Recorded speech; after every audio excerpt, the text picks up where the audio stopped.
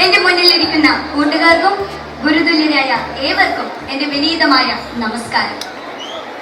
ഒരു ചെമ്പനീർ പൂവിന്റെ നൈർമല്യത്തോടെ നാം എന്നും ഓർക്കുന്ന നമ്മുടെ പ്രിയപ്പെട്ട ചാച്ചാജി, ഇന്ത്യയുടെ പ്രഥമ പ്രധാനമന്ത്രി, ദക്ഷിണാശാരിയായ പ്രഭാഷകൻ, ചരിത്രകാരൻ, രാഷ്ട്രീയ തത്വചിന്തകൻ, രാജ്യാന്തര തലത്തിൽ ചേരിചേരാ നയം അവതരിപ്പിച്ച പ്രതിഭ, സർവോപരി കുട്ടികളുടെ കൂട്ടുകാരൻ.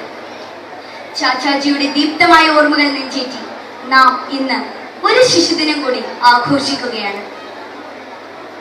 ഭാഷ, നിറം, ജാതി, മതം എന്നീ വേർതിരിവുകളില്ലാതെ ഏവർക്കും തുല്യമായ നീതി നടപ്പാക്കുക, കർഷകരുടെ താല്പര്യങ്ങളെ സംരക്ഷിക്കുക, തൊട്ടുകൂടായ്മയും തീണ്ടിക്കൂടായ്മയും പോലുള്ള അനാചാരങ്ങളെ ഉന്മൂലനം ചെയ്യുക, സമത്വ സുന്ദരമായ ഒരു ഇന്ത്യയെ കെട്ടിപ്പടുക്കുക എന്നിവയായിരുന്നു ചാച്ചാജിയുടെ ദർശനങ്ങൾ. പണ്ഡിറ്റ് ജവഹർലാൽ നെഹ്റുവിനെ ആദരിക്കുന്ന, ബഹുമാനിക്കുന്ന ഏതൊരു ഇന്ത്യക്കാരനും ചാച്ചാജിയെ സ്നേഹിക്കുന്ന കുട്ടികളും ചാച്ചാജിയുടെ ദർശനത്തിലുള്ള ഇന്ത്യക്കായി പ്രവർത്തിക്കേണ്ടതുണ്ട്. ഇന്ത്യ എന്നത് വിജ്ഞാനത്തിന്റെ സമഞ്ജസ സമ്മേളിത രൂപമാണ്. വേദങ്ങളും ഉപനിഷത്തുകളും ഒട്ടേറെ ഉത്കൃഷ്ടമായ കൃതികളും മഹാപണ്ഡിതന്മാരും തത്വജ്ഞാനികളും ഇന്ത്യയുടെ ഭഗിത സൗഭാഗ്യമാണ്. ഡോക്ടർ APJ അബ്ദുൽ കലാം വരെയുള്ള മൺമറഞ്ഞുപോയ മഹാപ്രതിഭകൾ ഇന്ത്യയുടെ വളർച്ചയ്ക്ക് നൽകിയ സംഭാവനകൾ ശ്ലാഘനീയമാണ്. അറിവാണ്, വിദ്യാഭ്യാസമാണ് ഏതൊരാളിന്റെയും ഏതൊരു രാജ്യത്തിന്റെയും വളർച്ചയുടെ താക്കോൽ. നാം ജീവിക്കുന്നത് ബഹുസ്വര ജീവിത സാഹചര്യങ്ങളിലാണ്. ഇവിടെ മന്ത്രോച്ചാരണമുണ്ട്, ബാങ്കുവിളിയുണ്ട്, പള്ളിമണി ഒച്ചയുണ്ട്. ഇവയെല്ലാം പരസ്പരം ബന്ധപ്പെട്ട് കിടക്കുന്നു, ഒന്നും വേറിട്ട് നിൽക്കുന്നില്ല. ഈ ഒരു അറിവ് നാം സ്വായത്തമാക്കണം. അത്തരം ഒരു നിലപാട് തറയിൽ നിൽക്കുമ്പോൾ ഇന്ത്യക്ക് ഒരേ സ്വരം, ഒരേ സ്വപ്നം.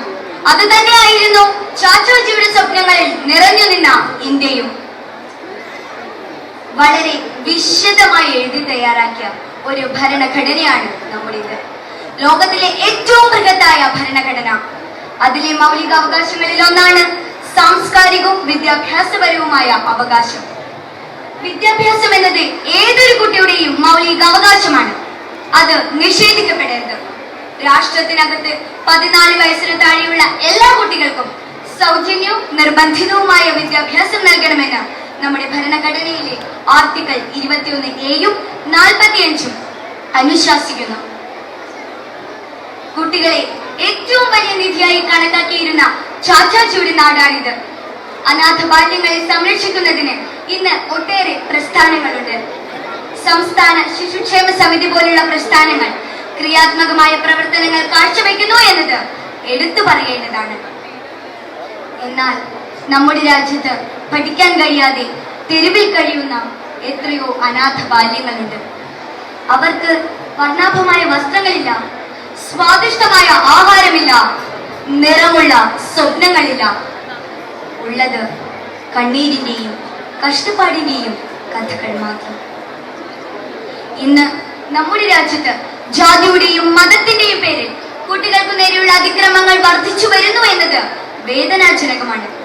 ഈ ഒരു അവസരത്തിലാണ് നോബൽ സമ്മാന ജേതാക്കളായ മലാലയെയും കൈലാഷ് സത്യാർത്ഥിയെയും നാം ഓർക്കേണ്ടത്.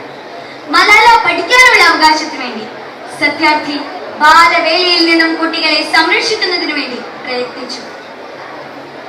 എല്ലാ പ്രയത്നങ്ങളും വിജയത്തിലേക്ക് എത്തുക തന്നെ ചെയ്യും.